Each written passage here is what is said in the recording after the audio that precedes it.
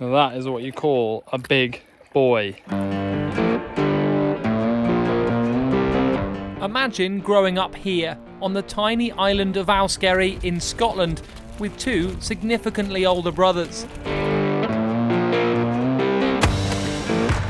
There's no one else here for miles around except your parents and about 600 sheep. There's always been a friendly rivalry over who's the best at this or that. Catching lobsters using creels on the low tide is something we've all done for fun and food. Just as they did before they left home, I bait each creel every other day with salted fish we've caught off the rocks or in our small boat. Every haul feels, to me at least, like a spin on a roulette wheel. You can't quite help but feel excited about what could be in there. Little baby lobster. North Atlantic lobsters are amazing to eat, particularly when they're free. But the majority of the ones you catch in shallow water are not big enough to eat. Beautiful creature though. Beautiful creature. Look at them amazing things. But I'm about to experience a moment I've dreamt of my whole life. Let me throw the lobbies back, the little ones. This is On to Other News, Episode 10, The King of the Sea.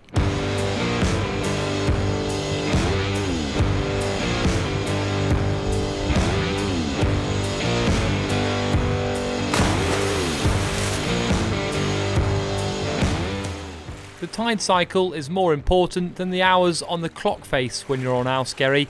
There aren't appointments to run for or social plans to make, but the tide determines so much here. Our sheep spend most of their day out on the ebb, eating seaweed, so you can only gather them when it's high water, for example. But when it's low water, that's when it's time to check my creels. I'm 27 years old and I still feel as excited about what I might catch as I did when I was only old enough to watch my brothers haul their creels.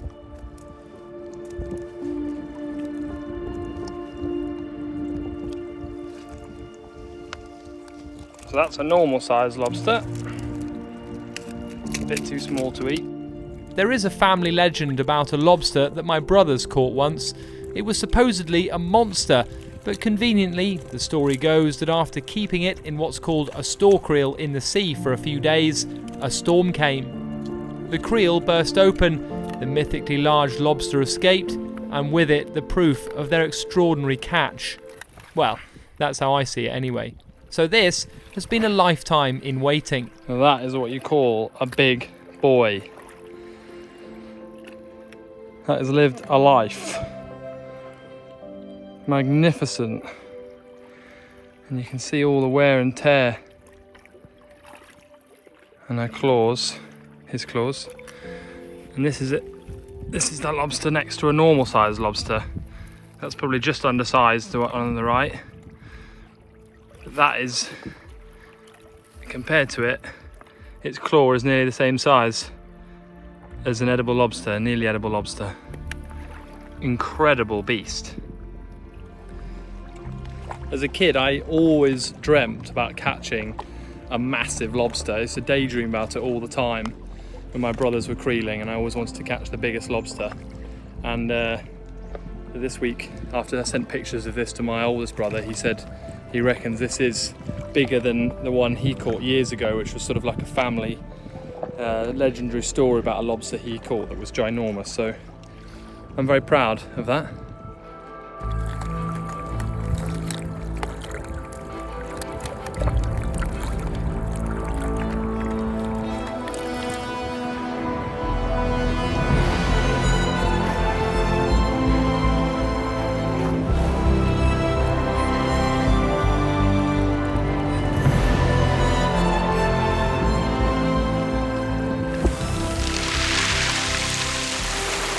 Obviously, I wasn't going to make the same mistake my brothers did and not secure evidence of my success. Or luck. Bloody hell. So I brought it home to show Mum, Dad and my Uncle Piers. The smaller one is just for scale. He'll be put back. Wow. Look at that claw. How on earth did it get in the bloody creel with those claws? Just bossed its way in. How long is it? Have you measured it, Hamish? No, not yet. at all the barnacles on it. Yeah. It's even got a little sort of shell thing on it. I've seen ones with In fact, much there's more lots of those barnacles. little Have you? Look, Yeah. Simon, look at all those tiny shells that are already embedded in it. They're dead, aren't they? No, they'll be alive because they're living they on are. it, aren't they? Right. They've thought he's a rock and they've attached themselves. Funny There's how they- tiny ones there too. They're this colour and then they go pink when you boil them. Extraordinary. They've got 8 legs. And I mean, look at the thickness of the body in relation to a normal one. yeah. It does make you think that he hasn't shed it recently because it's so Yes. barnacled. Oh, that may be climate change disrupting.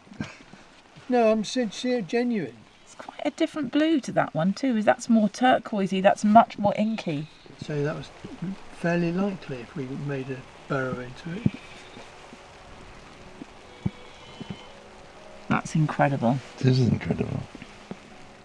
Pictures and video is one thing, but to really crow to my brothers, I needed cold, hard facts, so we got the scales out. Can you take a close-up of where they are embedded? Because I think that's fascinating. Okay.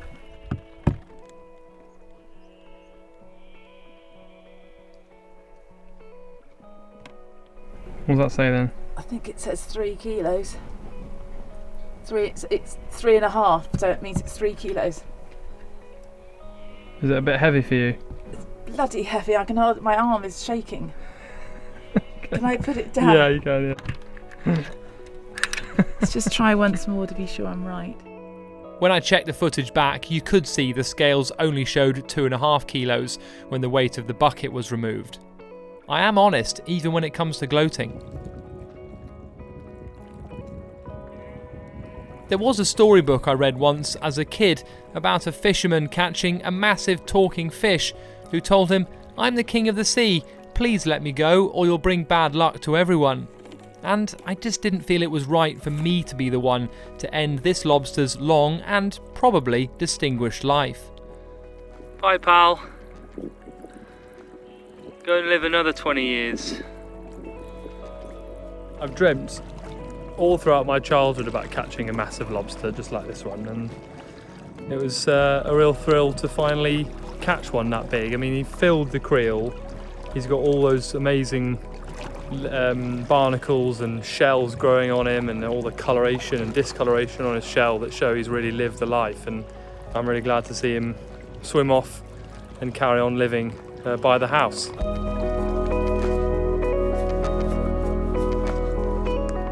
Living by the sea is such an immense privilege, and I miss it so much when I'm away.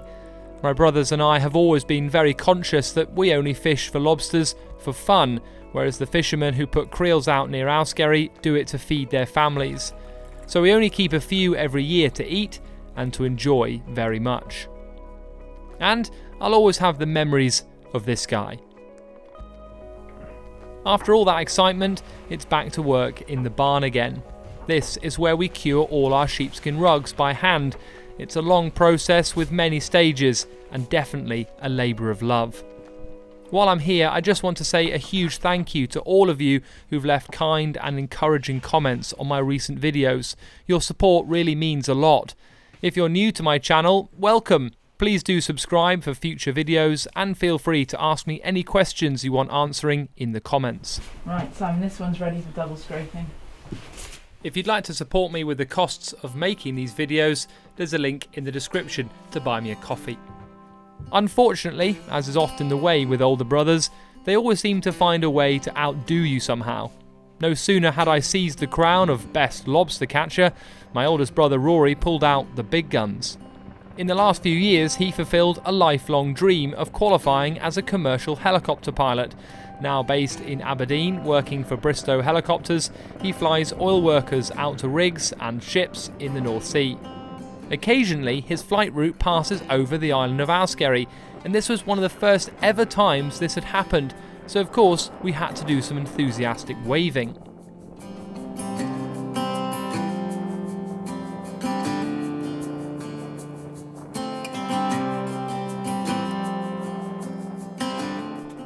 My other brother, Owen, now works with a company based in North Berwick near Edinburgh that make bespoke campervan conversions. Between Owen's job in marketing and sales, Rory flying helicopters, and my usual work reporting the news on TV, it's fair to say we've all ploughed our own furrows after leaving home. It's okay. So much credit for that has to go to our parents, and particularly my mum Teresa for homeschooling all of us on the island for most of the year until we were 14. That is nice. It's a big fleece. Now, in the previous video I showed you how we pack all the wool from our flock of seaweed-eating sheep. All the fleeces are hand-sheared by us in the summer, then they're sorted into colours and then packed into 100-kilo wool sacks. As soon as that's done, we wait for the next possible weather window for a boat to come out to export the wool. First of all, Dad and I must get the sacks on the trailer. Making a ramp and rolling them on one by one is the only way to do it. Because the bags are so tightly packed, they are taut and roll quite easily, despite the weight of each one. For the last few years, local fisherman Martin Fowles has brought his boat to Owskerry to help with this job.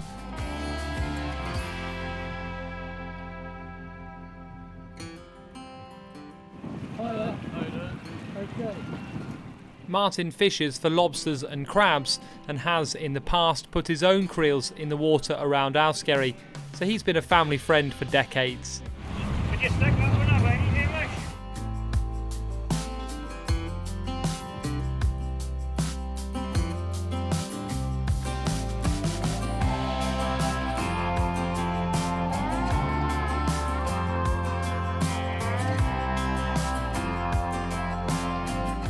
His boat can easily cope with the weight of the bags, and the winch he normally uses to lift bait onto his boat or catch onto the pier on a neighbouring island is absolutely perfect for this job.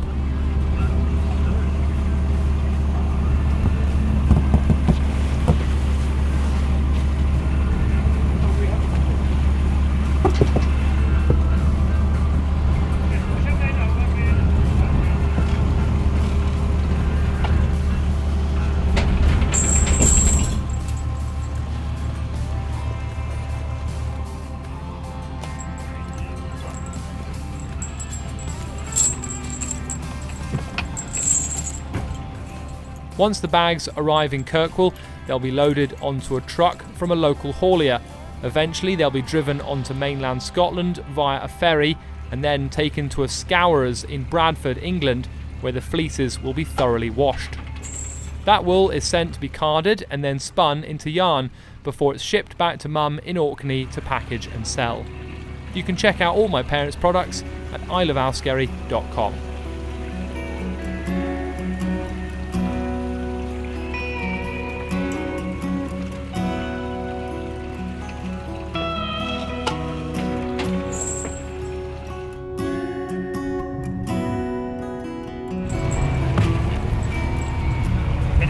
You're a journalist, After all the hard work to gather the sheep throughout the summer, shear their fleeces by hand and then sort them all, this is such a brilliantly satisfying sight. And we're immensely grateful to Martin and his crewman for their help. Without the kindness of people like them, some parts of island life would simply be impossible. Thankfully, the close-knit community in the Orkney Islands is one of its many massive strengths. Leave these in here, this fleece.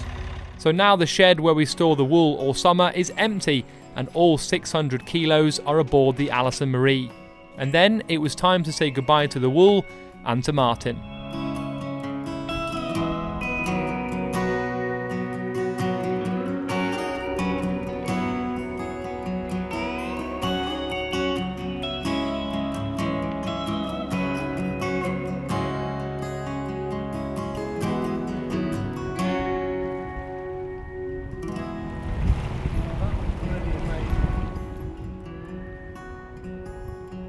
That's it for this episode. Thanks so much for your company.